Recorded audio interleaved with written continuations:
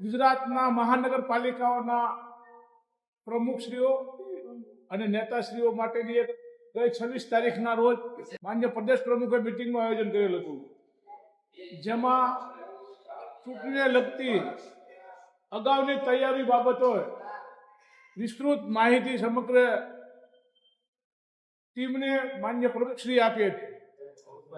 એ અનુસંધાને રાજકોટમાં જે લોકો ચૂંટણી લડવા ઈચ્છુક હોય, પાર્ટીના આગેવાનો હોય, કાર્યકરો હોય, એના માટેની એક રણનીતિ તૈયાર કરવા માટેની મિટિંગ હતી. એના અનુસંધાને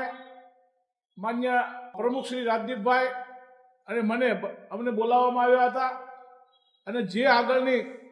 રણનીતિ બાબતે ચર્ચા કરી એ વિસ્તૃત માહિતી આપને રાજકોટ શહેર કોંગ્રેસના પ્રમુખ માન્ય શ્રી રાજદીપસિંહભાઈ આપશે. રાજકોટ શહેર કોંગ્રેસ પરિવાર વતી પ્રિન્ટ મીડિયા, ઇલેક્ટ્રિક મીડિયા અને સોશિયલ મીડિયાના મિત્રોનું હાર્દિક સ્વાગત છે અને હોળી ધૂળેટીની શુભકામના પાઠવું છું. રાજકોટ શહેર કોંગ્રેસના અમારા સિનિયર મોસ્ટ આગેવાન અને ગુજરાત પ્રદેશ કોંગ્રેસના ઓબીસી ડિપાર્ટમેન્ટના પ્રમુખ ડૉક્ટર મહેશભાઈ, વિરોધ પક્ષના નેતા વશરામભાઈ તેમજ સમગ્ર પોલિટિકલી મેનિફેસ્ટો કમિટીના ચેરમેન ડૉક્ટર હેમાંગ સાહેબ વસાવડા સાહેબ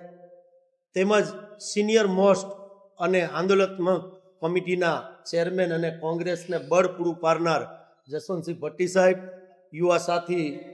ગોપાલભાઈ અનડકટ તેમજ અમારા ડીપી મકવાણા સાહેબ, મહામંત્રી પ્રદેશ કોંગ્રેસ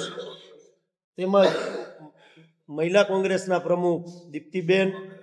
પૂર્વ એનએસયુના પ્રદેશ અધ્યક્ષ આદિત્યભાઈ તેમજ મંચસ્થ આગેવાનો. વશરામભાઈએ જે આપને વાત કરી એ પ્રમાણે ગુજરાત પ્રદેશ કોંગ્રેસ પ્રથમ વખત સ્થાનિક સ્વરાજની ચૂંટણી એટલે કે રાજકોટની અંદર જે આવવા જઈ રહી છે થોડા સમયમાં, એના માટે પૂર્વ તૈયારી કોંગ્રેસના સિનિયર આગેવાનો સાથે રાખીને અમે લોકોએ કરી છે. આપ મીડિયાના મિત્રોને પણ ખ્યાલ હશે કે રાજકોટના 18 વોર્ડમાંથી 14 વોર્ડ સમગ્ર અહીંયા બેઠેલા તમામ આગેવાનો સાથે રાખીને કોંગ્રેસ આપકે દ્વારના કાર્યક્રમ રાજકોટ શહેરની અંદર શહેર કોંગ્રેસ દ્વારા યોજાઈ ગયો. તેમાં રાજકોટના પ્રજાજનોએ અલગ અલગ વસ્તુઓ જે અમને ધ્યાન ઉપર મૂકી છે એ મેનિફેસ્ટો કમિટી, જે મેં હમણાં જ કીધું એ રીતે જે મેનિફેસ્ટો કમિટી છે એના સૂચનો લઈને કોંગ્રેસનો મેનિફેસ્ટો નહીં પણ રાજકોટની પ્રજાનો મેનિફેસ્ટો આવનારી રાજકોટ મહાનગરપાલિકાની ચૂંટણીમાં રહેશે, જેના માટે અમે ડોર ટુ ડોર લોકોના સજેશન લીધા છે શહેર કોંગ્રેસે. અને આજે જે આપ બધાને અહીંયા બોલાવ્યા છે ત્યારે ગુજરાત પ્રદેશ કોંગ્રેસના પ્રમુખ અમિતભાઈ ચાવડા સાહેબની સૂચના અનુસાર આજે અમે આ પ્રેસ કોન્ફરન્સ કરીએ છીએ. આવનારા દિવસોની અંદર રાજકોટ શહેરની અંદર જે કોંગ્રેસના અમારા કાર્યકરો, જે આગેવાનો, જે લોકો ચૂંટણી પોતે લડવા ઈચ્છુક હશે, જ્ઞાતિ બેલેન્સને આધારિત જે રિઝર્વેશન કોટા આવ્યો છે રાજ્ય સરકારનો એ પ્રમાણે, એ બધાને તારીખ 5ના રોજ સવારે 9:30 વાગ્યાથી 1 વાગ્યા લગીન ગુજરાત પ્રદેશ કોંગ્રેસના ઇન્ચાર્જ જેનીબેન ઠુમર અને માનસિંહભાઈ ડોડિયા રાજકોટ આવી અને વ્યક્તિગત બધાને સાંભળશે. એવી જ રીતે બપોર પછી 5 નંબરથી 9 નંબર એટલે 5 તારીખે સર્કિટ હાઉસ ખાતે 1 નંબરના વોર્ડથી લઈને 9 નંબરના વોર્ડના લોકોને સાંભળવામાં આવશે. તારીખ 6ના રોજ સર્કિટ હાઉસ ખાતે 9 નંબરથી લઈને 18 નંબરના વોર્ડના લોકોને સાંભળવામાં આવશે. અને જે પ્રદેશ કક્ષાએથી હમણાં થોડી વાર પછી ડૉક્ટર સાહેબ કા વશરામભાઈ કે હેમાંગભાઈ તમને ફોર્મ બતાડશે, એ ફોર્મ ભરી અને ત્યાં આપવાનું રહેશે. એ પછી અમારું જે શહેર સંગઠનના પોલિટિકલી અફેર્સ કમિટીમાં અમારા સિનિયર લીડરો જે આવતા હોય, જે પાર્ટીની ગાઈડલાઇન્સ મુજબ એ પોલિટિકલી અફેર્સ કમિટીની મિટિંગ મળશે. એ મિટિંગની અંદર એ નામને તારવવામાં આવશે. એ તારવ્યા પછી પ્રદેશ પ્રમુખશ્રી સાથે ચર્ચા કરી અને આવનારી મહાનગરપાલિકાની ચૂંટણીના રણનીતિ સ્વરૂપે યોગ્ય ઉમેદવાર જે લાગશે એને જાહેર ચૂંટણી પહેલાં નહીં કરીએ પણ એમને કહી દેવામાં આવશે કે ભાઈ વ્યક્તિગત રીતે તમે આ વોર્ડમાં ઉમેદવાર તરીકે ફાઇનલ પાર્ટીએ તમને કર્યા છે, તમે આ ભારતીય જનતા પાર્ટીની ભ્રષ્ટાચારની મહાનગરપાલિકાની સામે કામે લાગી જાઓ. આપ બધા જાણો છો કે મહિલા કોંગ્રેસના બેન અમારા આજે જ કાર્યક્રમ કરીને આવ્યા કે રાજકોટના પ્રથમ નાગરિક એટલે કે મેયર શ્રી પણ જો એમના પતિ સરકારી જગ્યા ઉપર ક્યાંક ને ક્યાંક બાંધકામ કરતા હોય તો રાજકોટ મહાનગરપાલિકાની અંદર ભ્રષ્ટાચારથી ખદબદે છે, કુશાસન ચાલી રહ્યું છે. અને મને પૂર્ણ વિશ્વાસ છે રાજકોટ શહેર કોંગ્રેસના પ્રમુખ તરીકે કે રાજકોટની જનતા જે જગ્યાએ અમે ફર્યા છીએ કે કોંગ્રેસ ઉપર વિશ્વાસ મૂકશે અને અમારું પ્રથમ બોર્ડ બનશે તો કુશાસનમાંથી સુશાસનમાં ફેરવવાની નેમ કોંગ્રેસ પાર્ટી આજે લે છે તમારી વચ્ચે. અને આવનારા દિવસોની અંદર જે જગ્યાએ ભારતીય જનતા પાર્ટી સીધો ભ્રષ્ટાચાર કરેલો છે આવનારા દિવસોની અંદર પોલ ખોલ કાર્યક્રમ પણ ચોથી જાગીરના મિત્રોને સાથે રાખીને અત્યારે મેયરનો જેમ ચાલી રહ્યો છે એવી જ રીતે રાજકોટ મહાનગરપાલિકામાં જે ભ્રષ્ટાચાર ચાલી રહ્યો છે એ તમારી સામે પણ આવનારા દિવસોમાં લાવવાનો પ્રયત્ન સમગ્ર કોંગ્રેસની ટીમ સિનિયર આગેવાનો અને જુનિયર આગેવાનો વતી અમે તમારી સમક્ષ મૂકશું. અમારો આ પ્રયત્ન એટલા માટે છે કે ભારતીય જનતા પાર્ટીનું શાસન વર્ષોથી અહીંયા ચાલી રહ્યું છે. સ્થાનિક સ્વરાજના પ્રશ્નોમાં નાના પ્રશ્નો, રોજિંદા પ્રશ્નો જે પણ હોય એ પણ અત્યારે રાજકોટના નાગરિકોને ત્યાં જવાબ નથી મળતો. સામાન્ય પ્રશ્નની અંદર ત્યાં પણ એમને ધક્કા ખાવા પડે છે. અને ભારતીય જનતા પાર્ટીના જે કોર્પોરેટરો ચૂંટાઈને આવ્યા છે એ પણ આપ બધા મિત્રો જાણો છો કે એ પણ પોતપોતાના કામમાં બિઝી રહે છે કે લોકોના પ્રશ્નને વાચા આપવાનું કામ કર્યું નથી. ત્યારે અમે લોકોએ જે રીતે સમગ્ર રાજકોટની જનતાના પ્રશ્નને વાચા આપવાનું કામ કર્યું છે એ પ્રમાણે આપના માધ્યમથી પણ કહેવા માગું છું કે રાજકોટની જનતા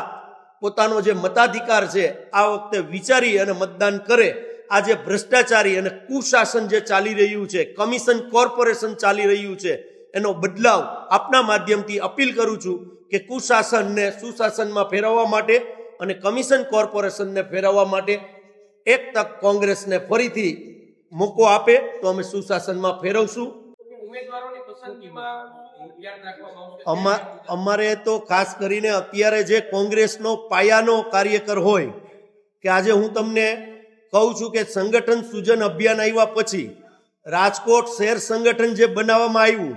જે કોઈ દિવસ બૂથના કાર્યકરને પણ શહેર સંગઠનની અંદર સ્થાન આપવામાં આવ્યું છે, એવી જ રીતે જે વર્ષોથી કોંગ્રેસને ચટ્ટાનની ગોણે ભારતીય જનતા પાર્ટીની સામે મુકાબલો કરી અને વર્ષોથી 30 વર્ષ 40 વર્ષથી જે કાર્યકર ટકીને લડ્યો છે અને એનામાં પણ જો કેલિબર હશે અને એવા લોકોના પણ ફોર્મ આવશે તો એવા પણ ઉમેદવાર બનાવશું. જે યંગસ્ટાર આપના માધ્યમથી કહું છું કે કોંગ્રેસની વિચારધારા હારે જોડાયેલા હોય અને એ પણ ચૂંટણી લડવા માંગતા હોય તો એવા લોકોને પણ અમે તક આપશું. ખાસ કરીને ભારતીય જનતા પાર્ટીના ચહેરાઓની સામે અમારા ચહેરાઓ નવા હશે એ નેમ અમારી બને ત્યાં લગીને એવી નેમ હશે કે ભારતીય જનતા પાર્ટીના જે ઉમેદવારો છે એના કરતાં અમારા ઉમેદવારો એજ્યુકેશનથી લઈને સ્વચ્છ છબી ધરાવતા ઉમેદવારો હશે. આ પ્રથમ પ્રાયોરિટી કોંગ્રેસ પરિવારની રહેશે. મેયરશ્રીની જે ગેરકાયદેસર બાંધકામની જે વાત છે અને એની અંદર કલેક્ટરશ્રીએ જે આપના મીડિયાની સામે જે ખુલાસા કર્યા છે એ બાબતે આપના માધ્યમ દ્વારા ગુજરાતના મુખ્યમંત્રી, રેવન્યુ મિનિસ્ટર અને રાજકોટના કલેક્ટરને હું પૂછવા માંગુ છું કે શ્રી સરકાર થયેલી કોઈ પણ જગ્યા હોય એની અંદર એનો વારસદાર જે જમીનનો, જે રીતે કલેક્ટરે એવું કીધું કે આ લોકોની વારસાગત જમીન હતી અને શ્રી સરકાર થઈ ગઈ છે, તો આ ગુજરાતની અંદર લાખો લોકો એવા છે કે જેની પોતાની જમીન શ્રી સરકાર થઈ હોય અને એની અંદર બાંધકામ સરકાર ક્યાંય કરવા દેતી નથી. તો મેયરશ્રીને જ માત્ર કેપ અને એમાં કલેક્ટરશ્રી કાયદાને એક બાજુ મૂકી અને માત્ર એક ભાજપના કહેવાતા પ્રતિનિધિ તરીકે જવાબ દેતા હતા એ રીતે એનું હતું. કાયદાની સ્પષ્ટ જોગવાઈ છે કે કોઈ પણ જગ્યા વારસાઈ હોય કે જે હોય એકવાર શ્રી સરકાર થાય એટલે એનો હુકમ એ પાર્ટી જ્યાં સુધી લડતી હોય, જ્યાં સુધી એનો નિકાલ ના થાય ત્યાં સુધી એ જમીન સરકારની કહેવાય અને એની અંદર વારસાગત વ્યક્તિ પણ ન કરી શકે અને જો એનો દાવો ચાલતો હોય તો સરકાર પણ એમાં બાંધકામ ન કરી શકે. ત્યારે માત્ર ને માત્ર ભાજપનો સિમ્બોલ જેની પાસે હોય એને દબાણ કરવાની છૂટ, પણ બાકીના જે ગરીબ લોકો હોય, જેને આપણે એમ કહીએ કે જે જગ્યા ઉપર જેનું દબાણ છે, જે જગ્યાને તમારે આપણે જંગલેશ્વરનો માત્ર દાખલો લઈએ તો જંગલેશ્વર જેવો દાખલો ત્યાં પણ છે, ભગવતીપરામાં છે, ઘણી જગ્યાએ છે કે જે નદીના કાંઠે હોય તો ઓકે, તમે એને વહેણને ધ્યાનમાં રાખીને તમે એને ડિમોલેશન કરો, પણ બાકીની જે જમીન છે એ જો તમે અદાણીને પણ 1 રૂપિયા દઈ શકતા હોય તો જંત્રી મુજબ ત્યાં સ્થાનિક લોકો જે રહી રહ્યા છે એને કેમ નહીં? અને જેની શ્રી સરકાર થઈ ગઈ હોય તો છતાં એ મેળને દેવામાં આવે, એટલે આ ગુજરાતની અંદર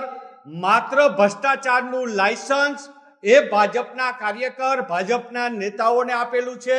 ત્યારે કલેક્ટરશ્રીને કહું છું કે જેટલી શ્રી સરકાર આ રાજકોટ જિલ્લામાં અને રાજકોટ શહેરમાં જે જમીનો છે અને એના વારસદારો જે કેસ લડી રહ્યા છે એને બાંધકામ કરવાની હવે છૂટ આપી દેજો, એને રોકતા નહીં. કારણ કે જે કાયદો મેયરને લાગે એ જ કાયદો તમામ સામાન્ય લોકોને લાગી રહ્યો છે. એટલે આનો અમલ બધા માટે કરે એવી આપણા માધ્યમ દ્વારા હું માંગણી કરું છું અને લોકો માટેની આ માંગણી છે.